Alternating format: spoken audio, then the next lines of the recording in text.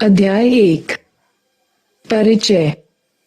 व्यष्टि अर्थशास्त्र के मूलभूत अध्ययन से आप अवश्य हो पूर्व परिचित होंगे। इस अध्याय के आरंभ में आपको व्यष्टि अर्थशास्त्र और समष्टि अर्थशास्त्र के बीच अंतर का एक सरलीकृत विवरण प्रस्तुत किया गया, जिससे आप परिचित होंगे।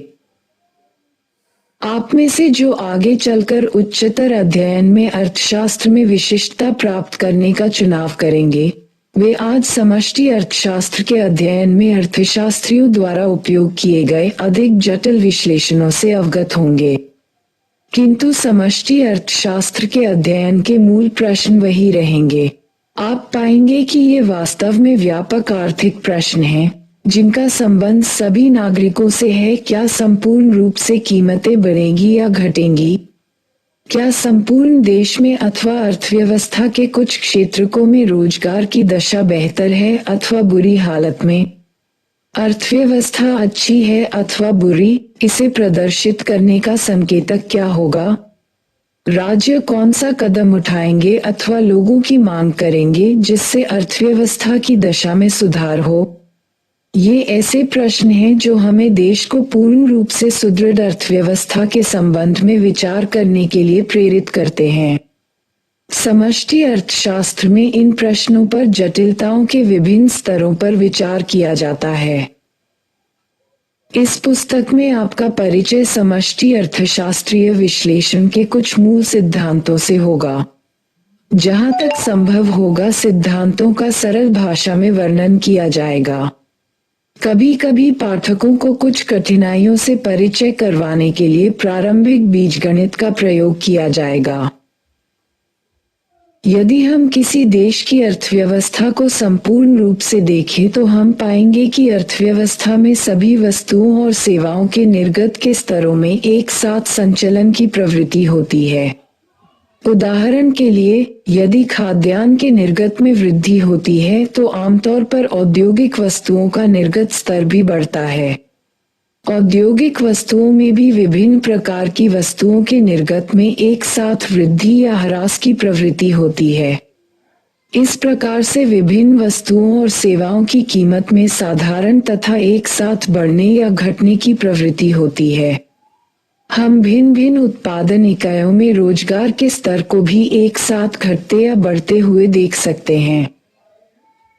यदि किसी अर्थव्यवस्था के विभिन्न उत्पादन इकाइयों में समस्त निर्गत का स्तर, कीमत स्तर या रोजगार का स्तर एक दूसरे से निकट संबंधित हो तो संपूर्ण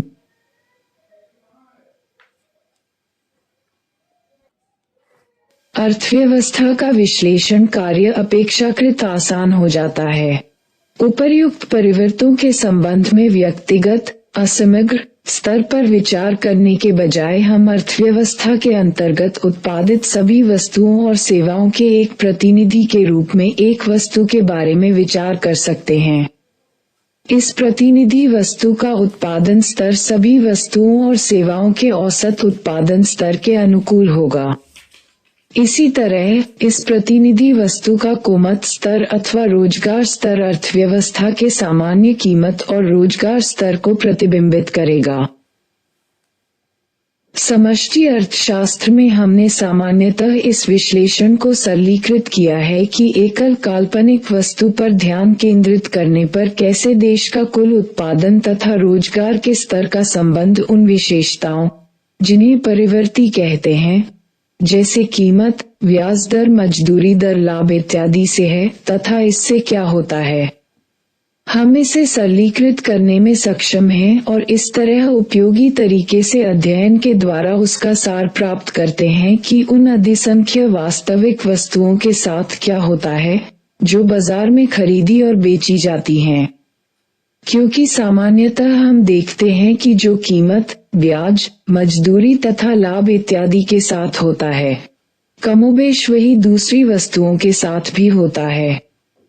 खासतौर से जब इन गुणों में तेजी से बदलाव आना शुरू हो जाता है, उसी तरह जैसे कि कीमतें बढ़ती हैं, जिसे मुद्रास्फीति कहा जाता है, या रोजगार तथा उत्पादन स्तर गिरते जाते हैं, जिसे मंदी कहा जाता है।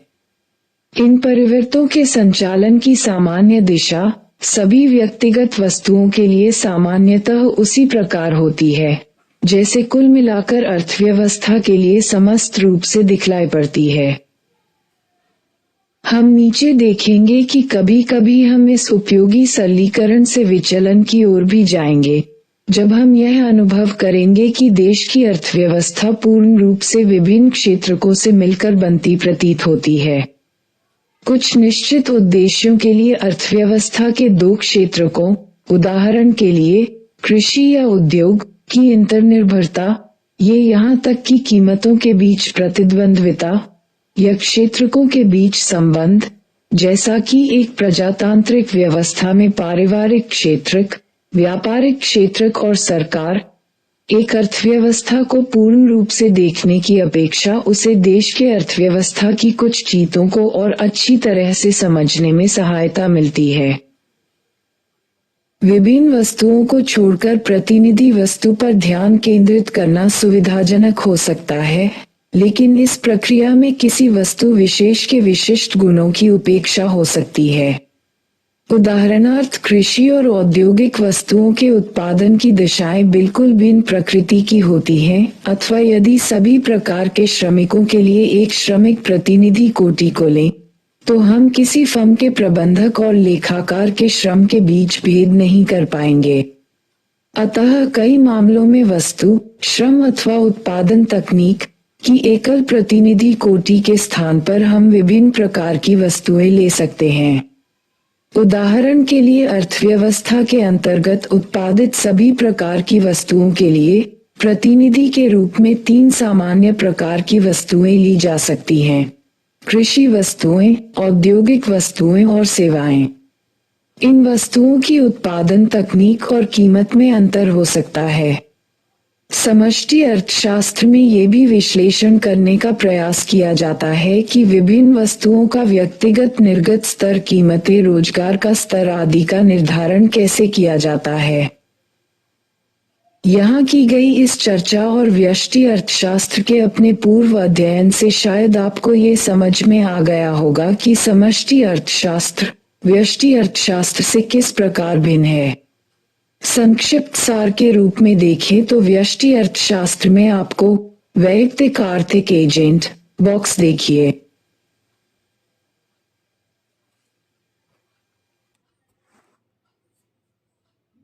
और प्रेरणाओं जिनसे वे चालित होते हैं की प्रकृति का उल्लेख मिलता है।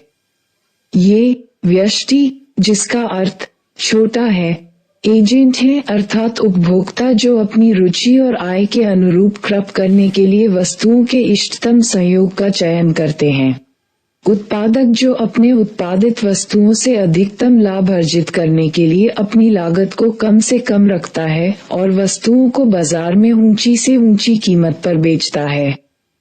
दूसरे शब्दों में व्यष्टि अर्थशास्त्र मांग और पूर्ति के व्यक्तिगत बाजारों का अध्ययन है, जिसमें आर्थिक भूमिका निभाने वाला अथवा निर्णयकर्ता भी व्यक्ति होते हैं, क्रेता या विक्रेता कंपनियां भी, जो अपने लाभों को अधिकतम करने का प्रयास करते हैं, उत्पादक अथवा विक्रेता, और उनके व्यक्तिगत संतुष्टि अथवा कल्याण स्तर उपभोक्ता के रूप में।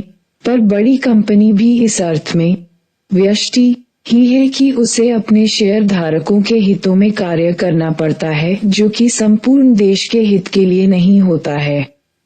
व्यष्टि अर्थशास्त्र के लिए मैक्रो का तात्पर्य बड़ा, संपूर्ण देश को प्रभावित करता है, जैसे मुद्रास्फीति अथवा बेरोजगारी का उल्लेख नहीं है या फिर मान लिया गया है।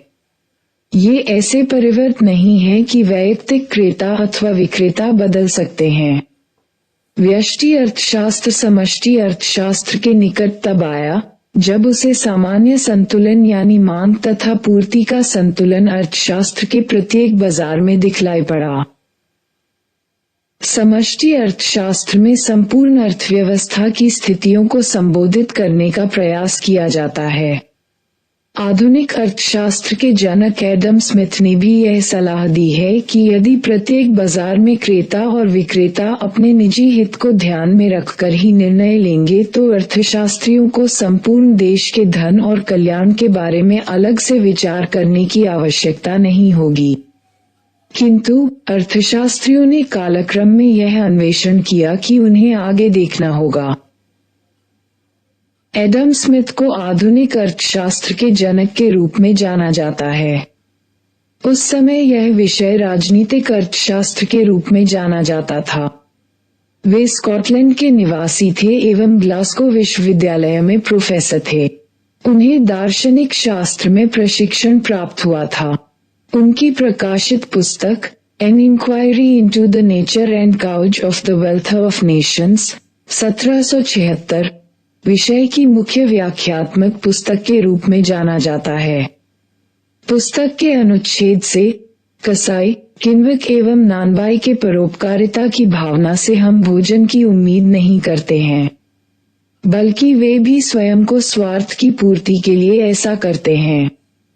हम अपनी जरूरतों की बात करते हैं, न कि मानवता की, यहाँ तक कि उनके स्वप्रेम और उनकी आवश्यकता के लिए भी चर्चा नहीं करते, लेकिन उनकी सुविधा के लिए स्वतंत्र बाजार अर्थव्यवस्था की वकालत जरूर करते हैं। स्मिथ से पहले फ्रांस के फिजियोक्रेट्स राजनीतिक अर्थशास्त्र के महान विचारक थे।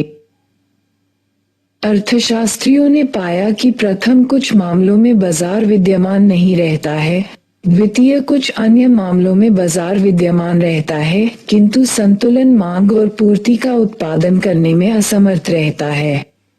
तृतीय, जो सबसे महत्वपूर्ण है, अधिकांश स्थितियों में समाज अथवा राज्य अथवा समस्त जनता को कुछ महत्वपूर्ण सामाजिक लक्ष्यों को प्राप्ति के लिए निस्वार्थ रूप से रोजगार, प्रशासन, प्रतिरक्षा, स्वास्थ्य और शिक्षा के क्षेत्र में कार्य करने का निर्णय लेना पड़ता है, जिनके 1.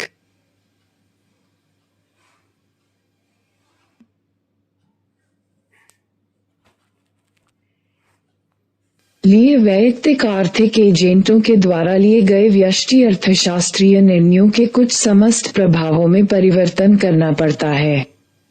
इन उद्देश्यों के लिए समष्टि अर्थशास्त्र के विद्वानों को करारोपण और अन्य बजट नीतियों और मुद्रा पूर्ति में बदलाव लाने वाली नीतियों, ब्याज दर, मजदूरी, रोजगार और निर्गत का बाजार में पड़ने वाले प्रभावों का अध्ययन करना पड़ता है।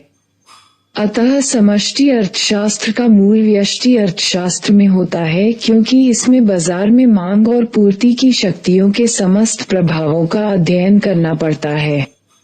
यदि आवश्यक हुआ तो इन शक्तियों के परिवर्तन के लिए लक्षित नीतियों का भी प्रयोग करना पड़ता है। ये बाजार के बाहर समाज की रुचि का अनुकरण करने के लिए होता है।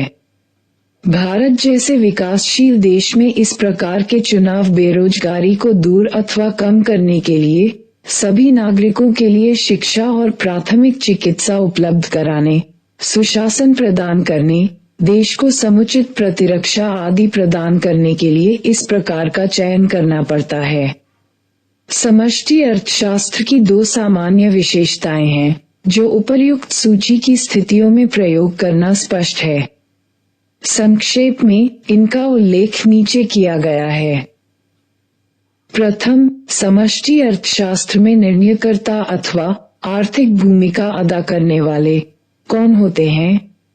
समष्टि अर्थशास्त्रीय नीतियों का अनुपालन राज्य स्वयं अथवा वैधानिक निकाय जैसे भारतीय रिजर्व बैंक, भारतीय प्रतिभूति और विनिमय बोर्ड और इसी प्रकार की संस्था करते हैं।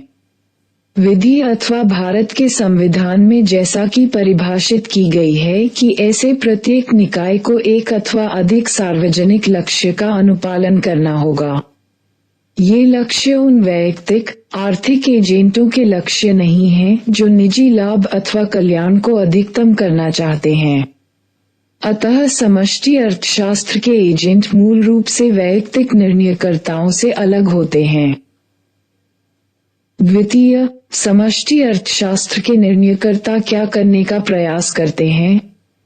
स्पष्टतः उनको आर्थिक उद्देश्यों के बाहर जाना पड़ता है और जिन सार्वजनिक आवश्यकताओं की चर्चा हमने ऊपर की है, उनके लिए आर्थिक संसाधनों का परिनियोजन करने का निर्णय लेना पड़ता है। इस प्रकार के क्रियाकलाप का लक्ष्य व्यक्ति के निजी हित के लिए नहीं होता है। इनका अनुपालन संपूर्ण देश और उसकी जनता के कल्याण के लिए किया जाता है। आर्थिक एजेंट। आर्थिक इकाई अथवा आर्थिक एजेंट से हमारा तात्पर्य उन व्यक्तियों अथवा संस्थाओं से है जो आर्थिक निर्णय लेते हैं। वे उपभोक्ता हो सकते हैं जो यह निर्णय लेते हैं कि क्या और कितना उपभोग करना है। ये वस्तुओं और सेवाओं के उत्पादक भी हो सकते हैं जो यह निर्णय लेते हैं कि क्या उत्पादन करना है और कितना करना है। वे सरकार, निगम, बैंक जैसी संस्थाएं भी हो सकती हैं जो विभिन्न प्रकार के आर्थिक निर्णय लेते हैं, जैसे कितना खर्च करना है, साख पर कितना ब्याज दर लेना है, कितना कर लगाना है। 1.1 समष्टि अर्थशास्त्र का उद्भव।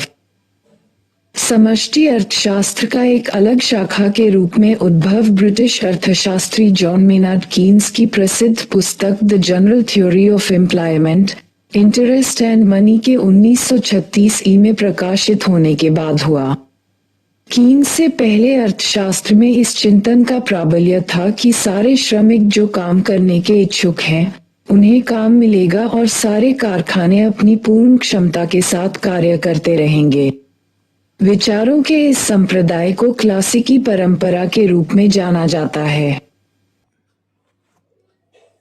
किंतु 1929 की महामंदी और उसके बाद के वर्षों में देखा गया कि यूरोप और उत्तरी अमेरिका के देशों में निर्गत और रोजगार के स्तरों में भारी गिरावट आई। इसका प्रभाव दुनिया के अन्य देशों पर भी पड़ा। बाजार में वस्तुओं की मांग कम थी और कई कारखाने बेकार पड़े थे। श्रमिकों को काम से निकाल दिया गया था। संयुक्त राज्य अमेरिका में 1929 से 1933 तक बेरोजगारी की दर 3% से बढ़कर 25%। बेरोजगारी की दर की परिभाषा इस प्रकार की जा सकती है कि लोगों की संख्या जो काम करने के इच्छुक हैं किंतु काम नहीं करते हैं, में लोगों की कुल संख्या जो काम करने के इच्छुक हैं और काम करते हैं, से भाग देकर जो भागफल प्राप्त होता है, उस रूप में प्राप्त की जाती है। उस अवधि के दौरान संयुक्त राज्य अमेरिका में समस्त निर्गत में लगभग 33% की गिरावट आई। इन घटनाओं ने अर्थशास्त्रियों को नए तरीके से अर्थव्यवस्था के प्रकार के संबंध में सोचने को प्रेरित किया। ये सच है कि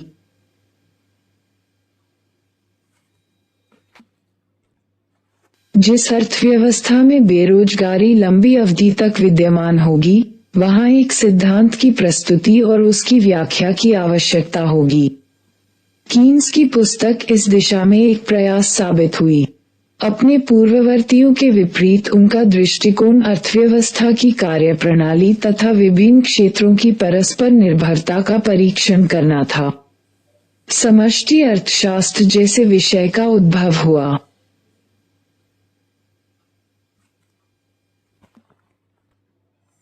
ब्रिटिश अर्थशास्त्री जॉन मेनार्ड कीन्स का जन्म 1883 में हुआ था।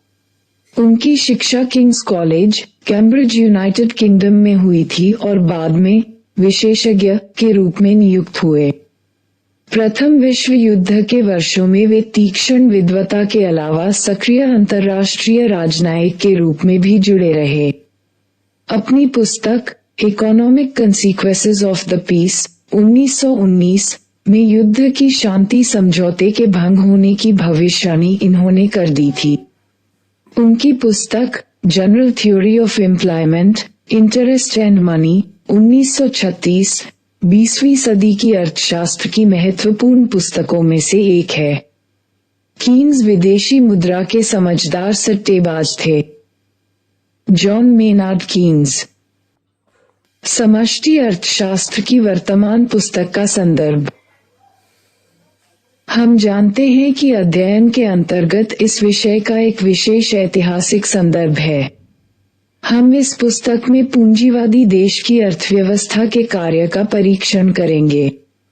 पूंजीवादी देश में उत्पादन क्रियाकलाप मुख्य रूप से पूंजीवादी उद्यमियों के द्वारा किए जाते हैं। किसी विशिष्ट पूंजीवादी उद्यम में एक या अनेक उद्यमी ऐसे लोग हैं जो बड़े निर्णयों के नियंत्रण का कार्य करते हैं तथा फर्म या उद्यम के साथ जुड़े बड़े जोखिम का वहन होते हैं।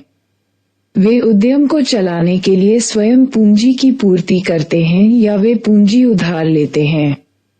उत्पादन के संचालन के लिए उन्हें प्राकृतिक संसाधनों की भी आवश्यकता पड़ती है। इनमें कुछ संसाधनों का उपयोग उत्पादन की प्रक्रिया में होता है, जैसे कच्चे माल, तथा कुछ तो स्थायी पूंजी के रूप में रहता है, जैसे भूखंड। उत्पादन के संचालन के लिए उन्हें मानव श्रम के महत्वपूर्ण अंश की आवश्यकता होती है, जिसे हम श्रम के रूप में सूचित करेंगे। इन 3 प्रकार के उत्पादन के कारकों, जैसे पूंजी, भूमि, श्रम की सहायता से निर्गत का उत्पादन करने के बाद उद्यमी उत्पाद को बाजार में बेचते हैं। इससे प्राप्त मुद्रा को संप्राप्ति कहते हैं। इस संप्राप्ति का कुछ अंश भूमि को उसके उपयोग के लिए अधिशेष के रूप में प्रदान किया जाता है। इसी प्रकार कुछ अंश पूंजी की ब्याज के रूप में तथा कुछ श्रम की मजदूरी के रूप में प्रदान किया जाता है।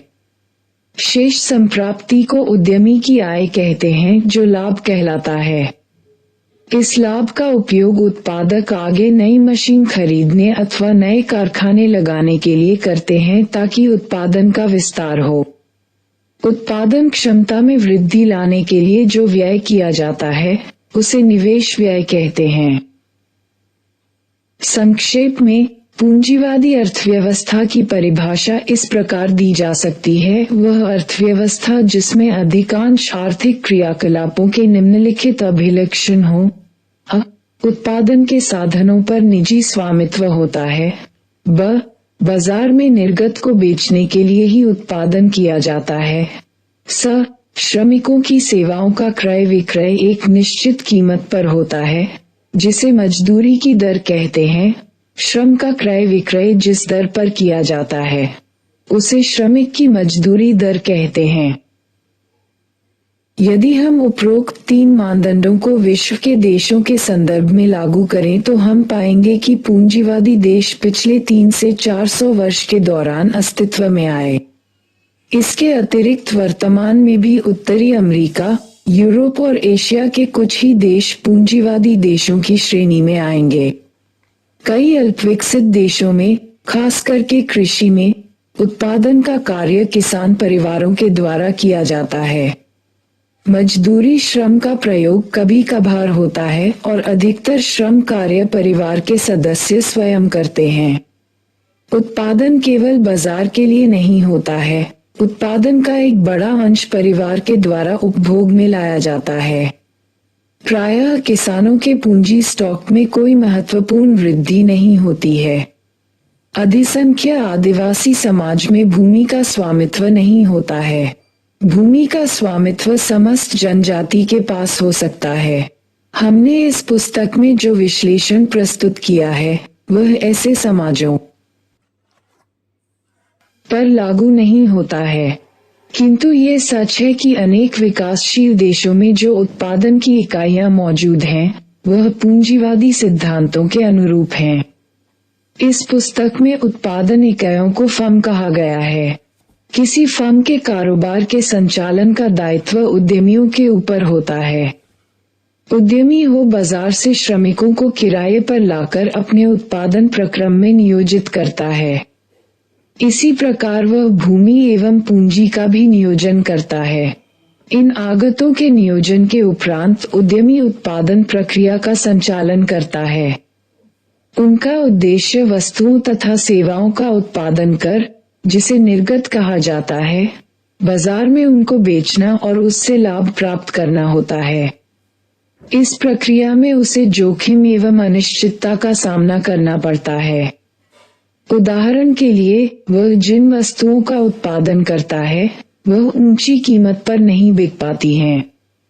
इससे उद्यमी के लाभ में कमी होती है।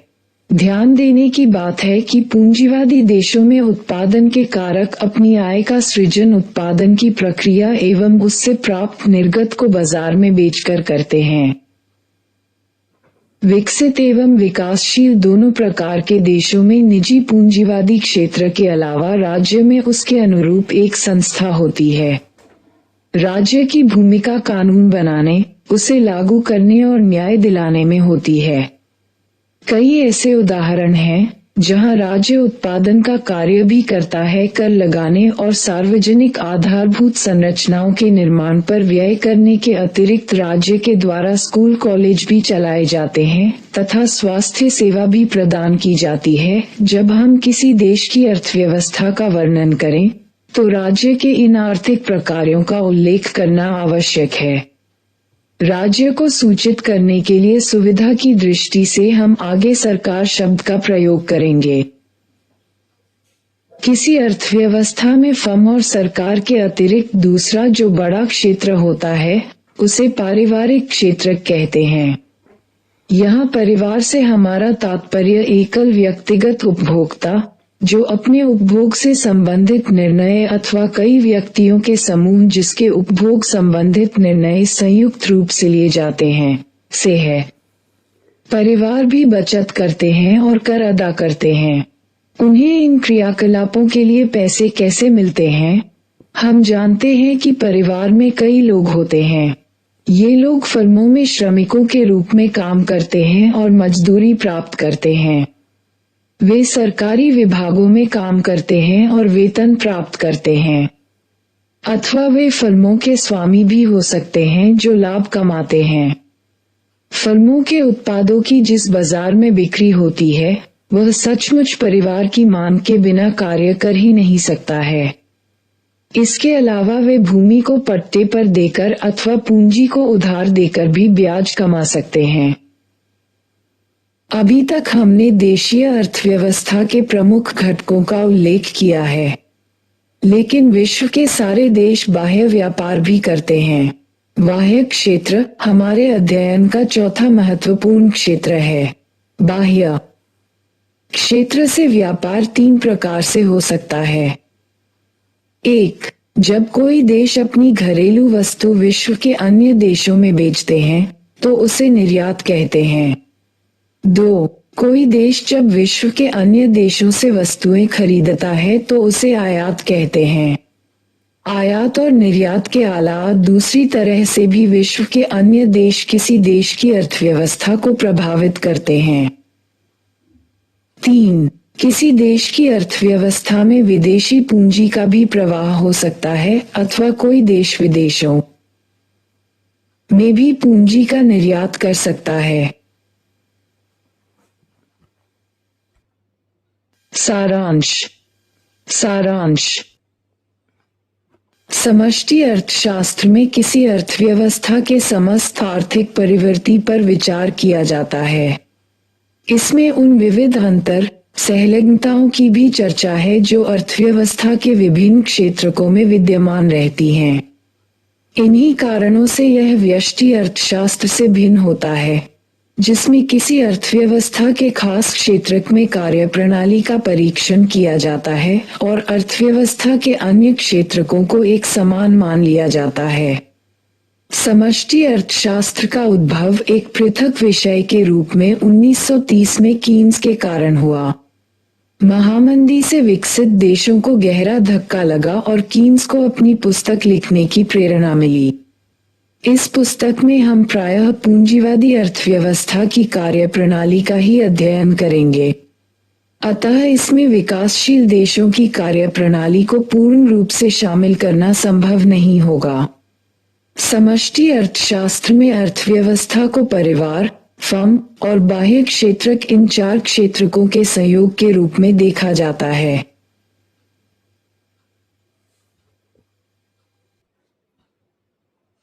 1. व्यष्टि अर्थशास्त्र और समष्टि अर्थशास्त्र में क्या अंतर है?